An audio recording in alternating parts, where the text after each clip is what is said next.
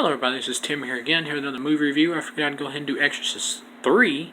Now, Exorcist 3 is directed by William Peter Blatty, who also wrote the screenplay for the first movie, and he wrote the book, The Exorcist, and Legion, which is pretty much the sequel book to Exorcist, which is what this movie is based off of.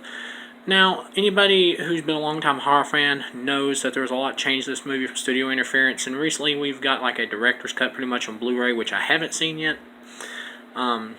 As far as this film goes, I'd just go ahead and say it. I'd give it 3 stars out of 4. It is a good sequel to the original film, but pretends like the second movie doesn't exist, and I like it. This is easily better than the second movie. William Peter Blatty, who wrote both the books, knew going in that you couldn't do a sequel continuing Reagan because her story was over in the first movie.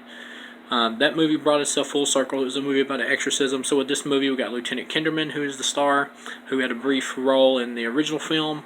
This movie works good. Really, it's a companion piece to the first movie. It's not even really a sequel because it doesn't continue the story of the main characters in the first. This is like a companion piece to Part 1 with Lieutenant Kinderman as the star, played by George C. Scott, who does a great job.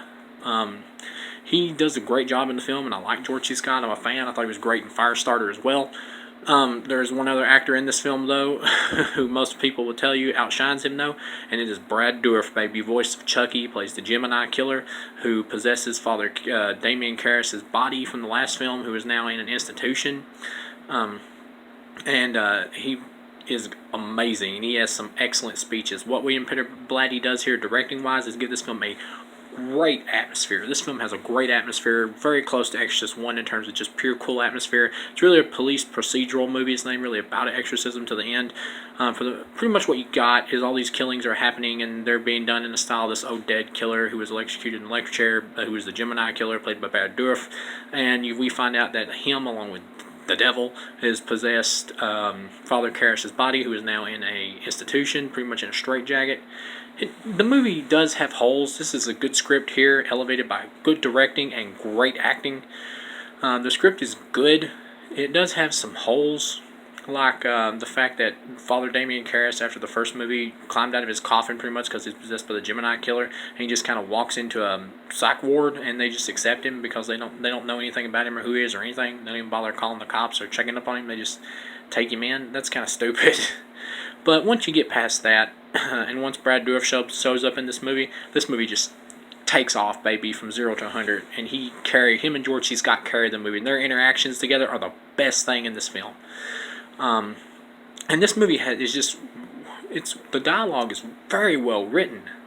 It's like the lines from the actors are just really funny because there's this priest named Father Dyer who's friends with Lieutenant Kinderman's character George C. Scott, and Lieutenant Kinderman, the Father Dyer's talking to this other priest. And he's like, "What'd you say to our biggest benefactor?" And he goes, "Jesus loves you. Everyone else thinks you're an asshole." I thought that was hilarious. A lot of people, they see religious figures or police or whatever, and they forget that they're people too, because, people hold them on such a high pedestal. So it's funny to see a priest, who's like down to earth with some comedy. That's pretty funny. Pretty much he gets killed, though, in the movie, and all of his blood gets drained from his body. And you find out that Brad Dourif is like hopping from body to body inside the psych ward.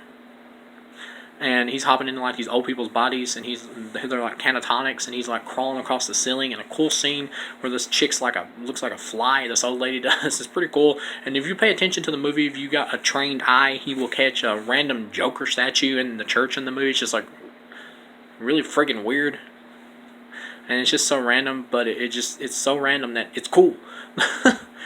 Problems with the movie when you get to the third act, the final of the movie. There's this preacher character who just kind of pops in and out of the movie like twice, and you get the idea that he battled the demon